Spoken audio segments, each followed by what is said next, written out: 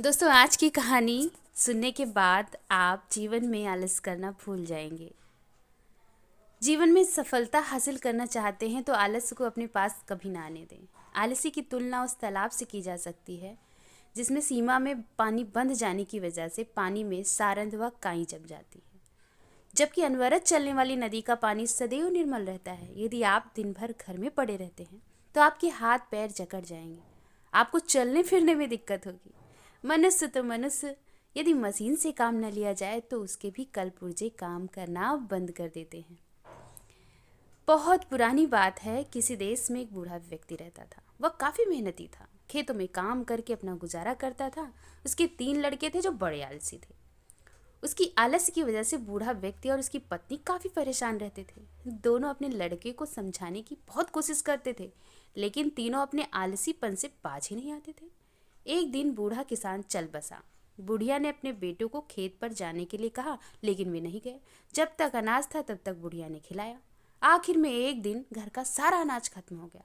जब घर में एक भी दाना नहीं बचा तो बुढ़िया ने अपने बेटों से काम धंधा करने के लिए कहा, लेकिन वे नहीं गए। एक दिन सुबह बुढ़िया उठकर रोने लगी। माँ को रोता देख बेटों ने पूछा, माँ बताओ क्या बात है। बुढ़िया ने कहा, सपने में तुम्हारे पिता आए थे। उन्होंने बताया कि यदि तुम लोग खेत में गढ़ा हुआ धन निकाल ले आओ तो हमारी गरीबी दूर हो सकती है। तो इसमें रोने की क्या बात है, लड़कों ने पूछा।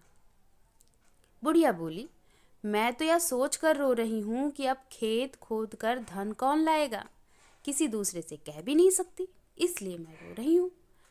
बुढ़िया की बात सुनकर तीनों बेटे खेत में जाकर जमीन खोदने लगे। तीनों बेटे एक ही जगह खुदाई कर रहे थे। यह देखकर बुढ़िया ने कहा, अरे धन तो कहीं भी हो सकता है, इसीलिए खेत की अच्छी से खुदाई करो।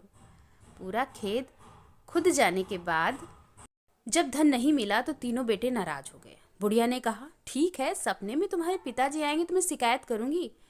जब खेत की खुदाई हो गई तो क्यों ना इसमें अनाज बो दिया जाए। बेटों ने अनाज बो दिया। कुछ ही दिनों में खेत में फसल लहराने लगी। फसल काटने का वक्त आया तो फिर बुढ़िया रोने लगी।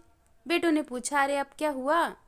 तेरे पिता सपने में आए थे और कहे फसल काट कर बाजार में बेच आओ, तब उन्हें धन के बारे में बताएंगे।